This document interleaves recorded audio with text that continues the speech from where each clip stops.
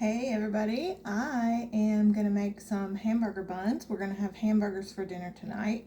So, of course, you know me, I got to make the buns because I don't like store-bought bread. So, we're going to start out with 1 cup plus 2 tablespoons of warm water. Now, I've temped this water. It's right at about 105 degrees.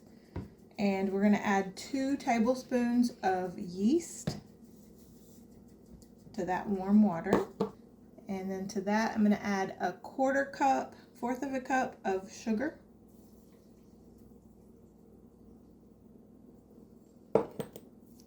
and a 1/3 of a cup of avocado oil. Recipe calls for vegetable oil. We only use vegetable oil to fry in, so avocado oil it is. Mix all that together and let that sit for about 5 minutes until the yeast blooms. Set him to the side.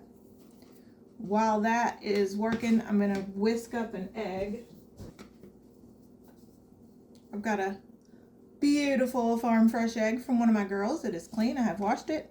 Always crack your eggs in a bowl just in case. And it's beautiful.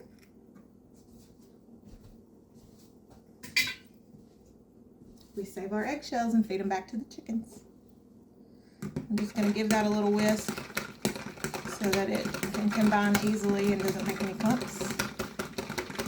Now I'm going to need 3 cups of flour. We'll start with 3 cups. If it's a little too wet, I'll add up to 3.5 cups or so. Let's see. There's 1, 2, 3. And to that, we're going to add about a teaspoon of flour. Not flour, salt. I'm just going to eyeball it a good pinch. And we'll just give that a little mix. Okay, our yeast has bloomed. It's looking good. Good enough anyway. I'm on my lunch break, so I'm kind of in a hurry. Get that dumped into our bowl. And then I'm going to just kind of slowly start adding our flour and salt mixture and mix it up as I go. So it doesn't... Oh, I forgot my egg. There's my egg. It's going in too.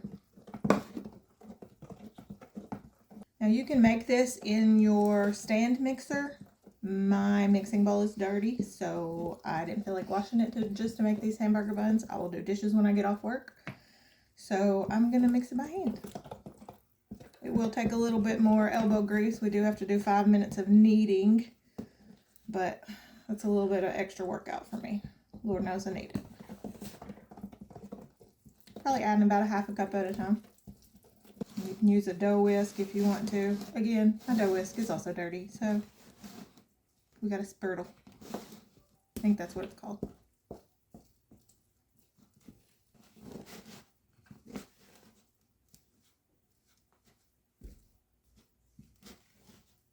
Yeah, that is a little stickier than I want it to be, so I am going to go ahead and add my other 1/2 cup of flour. Of course, I threw my measuring cup in the sink.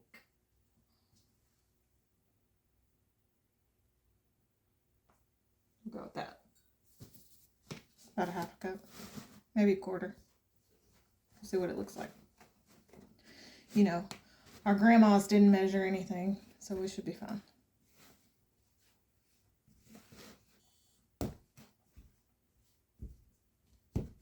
All right, let me get my dough mat out. If you have one of these silicone dough mats, if you wet your surface before you put it down, makes it a whole lot more easier. And it sticks to your surface. It doesn't slide around when you're trying to knead your dough. Put a little bit of flour down on my mat. Just an inch.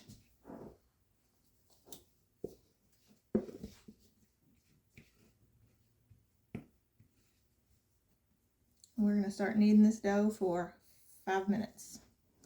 Alexa, start a timer for 5 minutes. 5-minute timer started.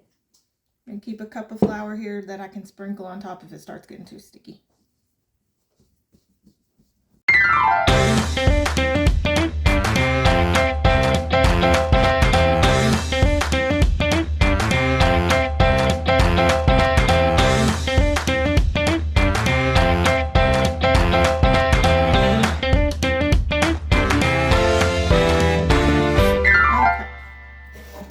Our 5 minutes is over.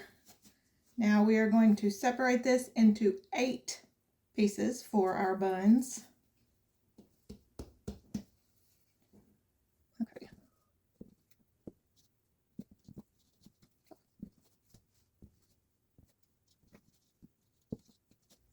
If you want to be precise, you can weigh them. I don't have time for that. All right, each one of our little triangles, a little bit more flour down. We're going to turn him into a ball. Pinch the sides in. And then I like to do it just like I do my sourdough with a candy cane motion, J motion, whatever you want to call it.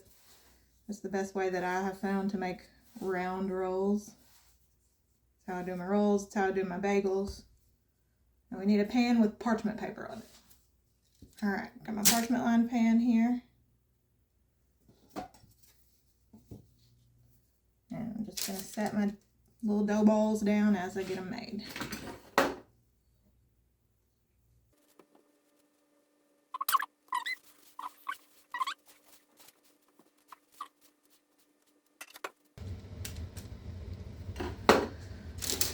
Okay, there we have it. Now we're going to preheat our oven to 425, which seems like a lot, but we'll see. Like I said, the only rest time that these are going to get is while our oven is preheating, so we'll see if they rise at all.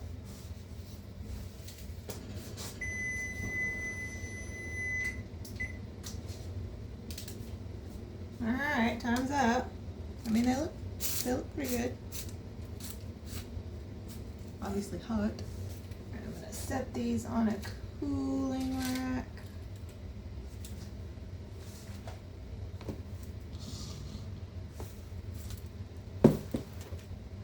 Using my oven mitt because they're hot. Maybe. See what the bottom looks like. Ooh, bottom's got a little dark. Had them sitting directly on my piece of stone, which probably wasn't the best idea. But whatever. Fine.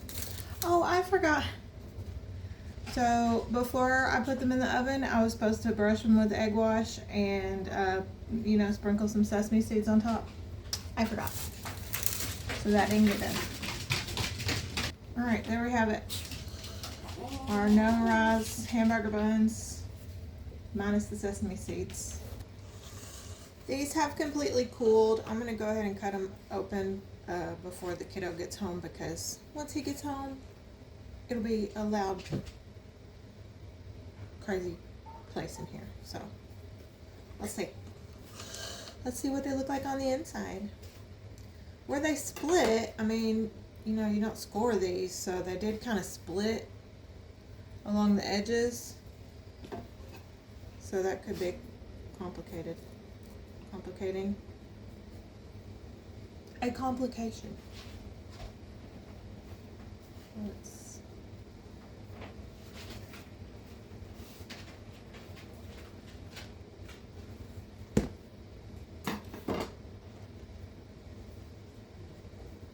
They look good. They smell good.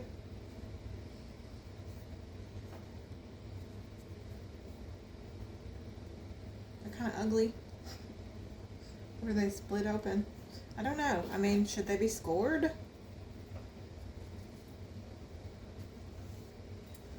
Just don't know.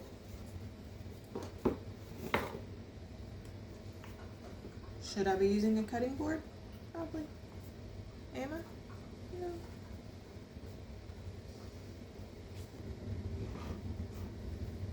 not all of them split. That one didn't split. Cut it. I didn't cut it very straight, but it's fine. It doesn't have to be beautiful. It's literally just a piece of bread to hold a piece of meat. So, it's fine. I can't cut straight to save my life. So, there you have it. The no-rise hamburger buns. We'll see how they taste.